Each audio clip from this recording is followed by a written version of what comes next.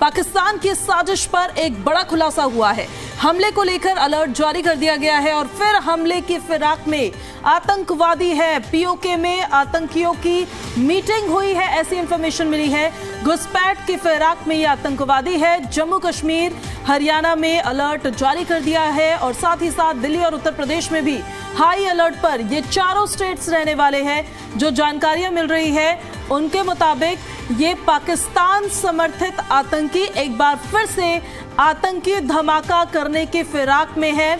LOC के रास्ते ये भारत में एंटर करना चाहते हैं और सर्दियों से पहले विस्फोट करना चाहते हैं। लगातार देखिए जांच एजेंसियों की तरफ से जांच का दौर जारी है। दिल्ली ब्लास्ट को लेकर भी फिलहाल जांच चल ही रही है। तमाम डॉक्टर्स गिरफ्तार किए गए हैं, उनसे भी पूछताछ की जा रही है। वहीं पाकिस्तान की साजिश पर एक और बड़ा खुलासा हुआ है। घुसपैठ की फिराक में आतंकवादी है, जिस वजह से दिल्ली, यूपी, हरियाणा और जम्मू कश्मीर को हाई अलर्ट पर रखा गया है।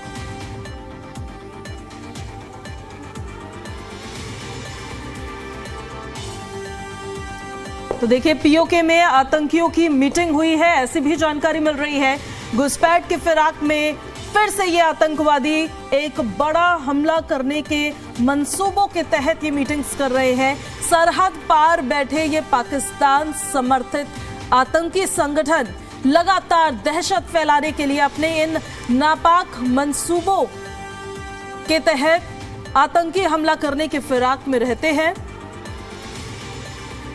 और इसी को लेकर इंफॉर्मेशन भी मिल रही है। हमारे सहयोगी रजत बोरा भी जम्मू से हमारे साथ लाइव कनेक्ट हो गए हैं, उन्हीं का सीधे हम रुख कर लेते हैं। क्या क्या इंफॉर्मेशन रजत आपको मिल पा रही है? जो जानकारियां मिल रही है कि कोई मीटिंग हुई है इन आतंकियों की एलओसी के आसपास, और इसी के साथ साथ ये भी कि फिर से फिराक में है कि एक बार फिर से आतंकी हमले को अंजाम देंगे। जी बिल्कुल, दिल्ली ब्लास्ट के बाद जम्मू कश्मीर हो या देश के विभिन्न इलाके हो लगातार अलर्ट मोड पर हैं और खासतौर पर जो स्पेसिफिक इनपुट अब सिक्योरिटी एजेंसीज को मिला है उसके आधार पर दिल्ली, यूपी, हरियाणा और जम्मू कश्मीर को लेकर अलर्ट जारी किया गया है। आपको बता दें कि अक्टूबर के 7 और 8 अक्टूबर में एक अहम बैठक जो है मुजफ्फराबाद और पीओके के बब्बर में यहाँ पर हुई है, जिसमें जैश ए मोहम्मद, लश्कर तैयबा, हिजबुल मुजाहिदीन, जमात इस्लामी और ISI के विभिन्न अधिकारी जो है वो वहाँ पर मौजूद रहे। और इस मीटिंग में ये डिसाइड किया गया था कि लगातार जम्मू कश्मीर के पीर पंजाल, चनाब वैली और साउथ ऑफ और पीर पंजाल और नॉर्थ ऑफ पीर पंजाल में हमले जो है वो किए जा सकते हैं, जिसको लेकर अलर्ट जारी किया गया है। अभी की अगर हम जानकारी की बात करें तो 131 आतंकी जो है जम्मू कश्मीर के विभिन्न इलाकों में सक्रिय बताए जा रहे हैं, जिनमें से 9 जो है वो लोकल हैं और 122 आतंकी जो है वो पाकिस्तानी मूल के बताए जा रहे हैं, जिसको लेकर एक ताज़ा जो अलर्ट है वो जारी किया गया है। इसके बाद LOC की बात करें, जितने भी हिंटरलैंड के इलाके हैं और इंटरनेशनल बॉर्डर की बात करें तो आर्मी और BSF पूरी तरह से अलर्ट मोड पर है। इसके अलावा जम्मू कश्मीर की विभिन्न सुरक्षा एजेंसियां पूरी तरह से अलर्ट मोड पर हैं, जिसमें कि CRP, ITBP की बात करें, SSB की बात करें, जम्मू कश्मीर पुलिस के स्पेशल ऑपरेशन ग्रुप और विभिन्न टीमें जो है बॉर्डर बटालियन वो यहाँ पर अलर्ट मोड पर है। और एक साफ तौर पर यह कहा जा रहा है कि करीबन 15 ऐसे लॉन्च पैड्स हैं पीओके में जो लश्कर तैयबा और जैश ए मोहम्मद के हैं, जो पूरी तरह से एक्टिव हैं, जिसमें घुसपैठ कराने की कोशिश की जा रही है। ऐसे में लगातार सुरक्षा एजेंसियां नॉन काइनेटिक ऑपरेशन के तहत विभिन्न इलाकों में अलर्ट भी जारी किया गया है और ऑल आउट ऑपरेशन के तहत जम्मू कश्मीर के अलग अलग इलाकों में इस समय जो एंटी टेरर ऑपरेशन है वो भी चलाए जा रहे हैं, ताकि पाकिस्तान के जितने मंसूबे हैं उन्हें यहां पर विफल किया जा सके। बिल्कुल रजत, और क्योंकि कई ऐसे स्टेट्स हैं जिनको हाई अलर्ट पर रख दिया गया है, दिल्ली भी उनमें से एक है, ऐसे में हाई अलर्ट अगर दिल्ली के लिए है तो दिल्ली के लोग बिल्कुल ये समझना चाहेंगे उन पर इसका किस तरह का असर पड़ सकता है। जी बिल्कुल, आपको बता दें कि जम्मू कश्मीर पुलिस ने नॉन काइनेटिक ऑपरेशन जब शुरू किया था, जिसमें कि डॉक्टर आदिल की गिरफ्तारी हुई, उसके बाद डॉक्टर मुजम्मिल, उसके बाद डॉक्टर शहीन और कई सारे ऐसे लोग जो लगातार इस व्हाइट कॉलर टेरर मॉड्यूल से जुड़े हुए थे, उनकी गिरफ्तारी के साथ करीबन 2900 किलो से ज़्यादा जो एक्सप्लोजिव बरामद हुआ। उससे साफ तौर पर नजर आता है कि ये व्हाइट कॉलर टेरर मॉड्यूल कहीं ना कहीं बड़े हमले जो है वो करने की फिराक में था और यही बताया जा रहा है कि ये लगातार जैश ए मोहम्मद आतंकी संगठन के संपर्क में थे। उसी के बाद ये अलर्ट जारी किया गया और दिल्ली में जिस जिस तरह से रेड फोर्ट के बाहर ब्लास्ट हुआ, उसके बाद अब जरूर एजेंसी जो है वो अलर्ट मोड पर है और खासतौर पर दिल्ली, हरियाणा, यूपी और जम्मू कश्मीर के विभिन्न इलाकों में यहाँ पर एजेंसियों ने जो अलर्ट जारी किया गया है, उसके बाद लगातार अलग अलग जगहों पर जो सर्च ऑपरेशन है वो भी चलाए जा रहे हैं और उसी को लेकर यहाँ पर लोगों से भी अपील की जा रही है कि किसी भी तरह की संदिग्ध चीज या संदिग्ध व्यक्ति आपको दिखता है तो उसी समय यहाँ पर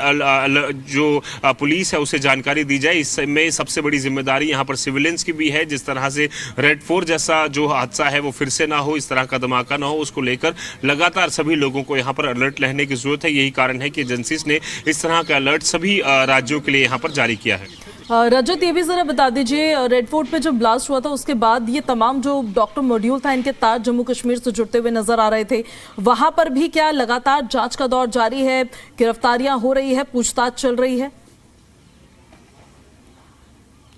जी निश्चित तौर पर, क्योंकि जिस तरह से आपको बता दें करीबन 3500 से ज़्यादा जो ऑपरेशंस है, सर्च ऑपरेशन, वो जम्मू कश्मीर के विभिन्न इलाकों में पिछले अगर बात करें तो 15 दिन में चलाए गए हैं। जिसमें जम्मू की अगर हम बात करें तो पीर पंजाल का जो इलाका है जिसमें कि राजौरी पुंछ का इलाका पड़ता है, इसके अलावा चनाब घाटी की अगर हम बात करें तो रामबन, डोडा, किश्तवाड़ और जम्मू के जो इंटरनेशनल बॉर्डर के नज़दीक इलाके हैं, सांबा हो, कठुआ हो, जम्मू हो, इन सभी इलाकों में यहाँ पर लगातार सर्च ऑपरेशन चलाए जा रहे हैं। इसके अलावा उधमपुर, रियासी की बात करें जहाँ पर पहले कई सारे हमले जो है वो हुए हैं, उस सब को देखते हुए यहाँ पर लगातार तलाशी अभियान जो है वो चलाए जा रहे हैं। एक तरफ नॉन काइनेटिक ऑपरेशन चलाकर जम्मू कश्मीर पुलिस और विभिन्न सुरक्षा एजेंसियां जो हैं वो ये सुनिश्चित कर रही हैं कि आतंकियों का इकोसिस्टम ध्वस्त किया जाए। उसी बीच उसके साथ ही जम्मू कश्मीर के खासतौर पर अगर बात करें तो किश्तवाड़, डोडा और राजौरी पुंछ में ऑल आउट ऑपरेशन जो है वो भी इंटेंसिफाई किए गए हैं। इसके अलावा आपको बता दें कि जो टेरर मॉड्यूल्स के साथ साथ जो नारकोटिक्स का एक बड़ा मॉड्यूल जम्मू कश्मीर के अलग इलाकों में काम कर रहे हैं, उनकी प्रॉपर्टी सीज की जा रही है, बुलडोजर एक्शन लगातार चलाया जा रहा है ताकि आतंकियों को जितना एक इकोसिस्टम है उसे पूरी तरह से ध्वस्त किया जाए। और यही कारण है कि लगातार सुरक्षा बलों को कामयाबियां मिल रही हैं और नॉन काइनेटिक ऑपरेशन के तहत एक व्हाइट कॉलर टेरर मॉड्यूल जो है वो लगातार सामने आया है, जिसकी वजह से कई सारे बड़े हमले जो आतंकी पाकिस्तान के समर्थन से कर सकते थे उसे यहाँ पर विफल किया गया है। ये सरहद पार, रजत, जिस तरह से मीटिंग्स हुई है और जो जानकारियां सामने आ रही है, ये कितनी खतरे की घंटी है? क्योंकि देखिए, हम ये भी नहीं चाहते हैं कि जो पब्लिक है उनके जहन में डर बैठ जाए कोई। जी आपको बता दें कि सुरक्षा एजेंसियां हमारी पूरी तरह से अलर्ट मोड पर हैं और जिस तरह से 7 और 8 अक्टूबर को ये बैठक पीओके के मुजफ्फराबाद और बब्बर में हुई थी, जिसमें मैंने बताया कि जैश ए मोहम्मद, लश्कर ए तैयबा, हिजबुल मुजाहिदीन, जमात इस्लामी और ISI के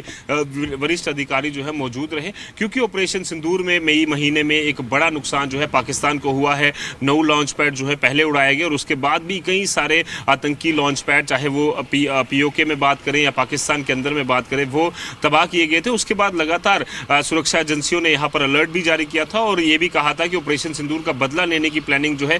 पाकिस्तानी आतंकी जो है वो जरूर करेंगे। पर उसके बाद लगातार इन सब चीजों पर जो है सुरक्षा एजेंसियों ने नजर रखी हुई और समय समय पर अलर्ट जारी कर जिस भी लेवल की यहां पर सुरक्षा घेरा कड़ा करने की जरूरत होती है उस पर किया जा रहा है। और यही कारण है कि जम्मू में भी आज एक हाई लेवल सिक्योरिटी मीटिंग जो है लेफ्टिनेंट गवर्नर मनोज सिन्हा लेने वाले हैं यूनिफाइड कमांड की, जिसमें अभी भी आप देखिए लगातार सीनियर पुलिस के अधिकारी जो हैं वो लगातार यहाँ पर पहुँच रहे हैं। जितने भी डिस्ट्रिक्ट के SSPs हैं, DIGs हैं और जितने भी आपको बता दें कि ADGPs हैं और जम्मू कश्मीर पुलिस के DGP नलिन प्रभात वो भी इसमें मौजूद रहेंगे। इसके अलावा भारतीय सेना, BSF, CRPF और विभिन्न जो सुरक्षा एजेंसियां हैं उसके भी आला अधिकारी मौजूद रहने वाले हैं। और ये विंटर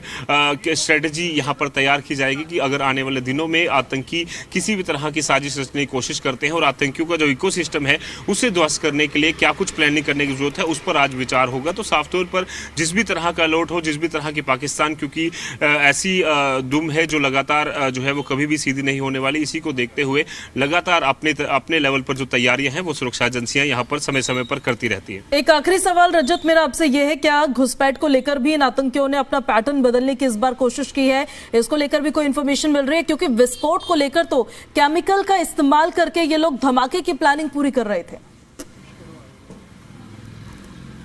जी बिल्कुल, आपको बता दें कि जिस तरह से लश्कर तैयबा और जैश ए मोहम्मद के 15 लॉन्च पैड बताए जा रहे हैं कि पीओके में एक बार फिर से एक्टिव हुए हैं, उसके बाद अलग अलग तरह की मॉडस ऑपरेंडी पाकिस्तान अपनाने की कोशिश कर रहा है, जिसमें हमले यहाँ पर किए जाएं उसको लेकर, क्योंकि बताया जा रहा है कि जम्मू कश्मीर से लोकल सपोर्ट जो है वो आतंकियों को नहीं मिल पा रही है। यही कारण है कि लगातार पाकिस्तान से ही आतंकी जो है वो घुसपैठ की कोशिश कर रहे हैं। इस तरह के इनपुट्स थे कि 2025 के मार्च तक में करीबन 61 से 62 आतंकियों की संख्या जो है जम्मू कश्मीर में थी, पर अब ये संख्या बढ़कर 131 हो चुकी है। तो साफ तौर पर घुसपैठ के अलग अलग तरीके जो है वो आतंकी लगातार अपना रहे हैं, पर उन सब चीज़ों पर लगातार सुरक्षा एजेंसियों की नज़र है और जिस भी तरह से इन सब चीज़ों को काउंटर करने के लिए अभी बीएसएफ द्वारा और एलओसी पर आर्मी द्वारा लगातार अलग अलग तरह की प्लेटून्स भी डिप्लॉय की गई हैं और अगर जरूरत पड़ी तो और भी इंटेंसिफाई इस ऑपरेशन को किया जाएगा, इस तरह के सूत्र सुरक्षा एजेंसियों के बता रहे हैं।